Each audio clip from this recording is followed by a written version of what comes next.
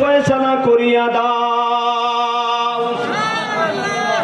ভাইয়ের আমার, উলামায়ে কেরামগণ বলেন আল্লাহ রাব্বুল আলামিন তার কালাম কোরআনকে লক্ষ্য করে বলবেন, ও আমার কালাম কোরআন, যাও যাও হাসরের ময়দানে তুমি অনুসন্ধান করে বের করে আনো ওই সমস্ত আমার বান্দা বান্দীদেরকে যারা দুনিয়ার জীবনে কোরআনের বিধান মেনে জীবন যাপন করেছে, তুমি আমার কালাম কোরআনের সাথে সম্পর্ক রেখে জীবন যাপন করেছে, তাদেরকে নিয়ে আসো এবং তাদেরকে পথ প্রদর্শন করিয়া তাদেরকে আমার তৈরি জান্নাতে পৌঁছায়া দাও।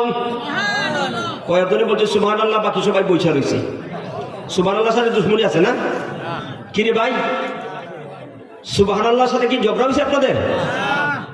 সুবহানাল্লাহ বললে সওয়াব হবে না গুনাহ হবে? আস্তাগফিরুল্লাহ।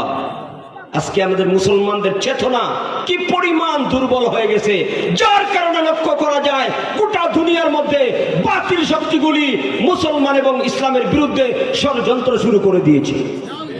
এক সময় দেখা গেছে একটা মুসলমানের হুঙ্কারে বাতিল শক্তিগুলি তরতর করে কাঁপছে।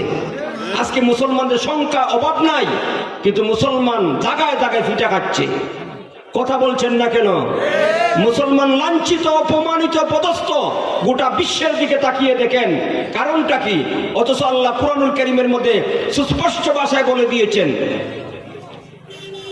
ওয়ালা তাহিনু ওয়ালা তাহজানু ওয়া আনতুমুল আ'লাউনা ইন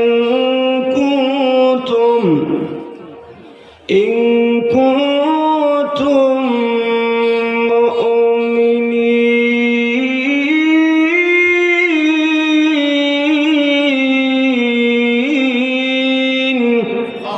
আল্লাহ বলেন ওয়ালা তাহিনু, ও মুসলমান, ওয়ালা তাহিনু, হীনমন্যতার কোনো কারণ নাই। ওয়ালা তাহজানু, চিন্তিত হওয়ার কোনো কারণ নাই। ওয়া আনতুমুল আ'লাউনা, তোমরাই বিজয়ী হবে। ইন কুনতুম মুমিনিন, যদি তোমরা মুমিন হয়ে থাকো। ভাইয়ের আমার, আল্লাহর আয়াত প্রায় 1400 বছর পূর্বে কোরআনের মধ্যে আল্লাহ নবীর উপরে নাজিল করেছেন। আজকে পর্যন্ত কোরআনে আয়াতটা বিদ্যমান। আল্লাহু আকবার। অথচ মুসলমান জায়গায় জায়গায় ফিটা খাচ্ছে। যে জায়গায় আল্লাহ বলেছেন কোনো চিন্তার কারণ নাই, হীনমন্যতার কোনো কারণ নাই, তোমরাই বিজয় হবে, আজকে মুসলমান কি বিজয় হইতে পারতেছে? কথা বলেন না কেন? মুসলমান কি বিজয় লাভ করতে পারতেছে? আজকে তাগুতি শক্তির সামনে মুসলমান দুর্বল, অবহেলিত, লাঞ্ছিত, অপমানিত, পদস্থ। কথা বলেন ঠিক কিনা?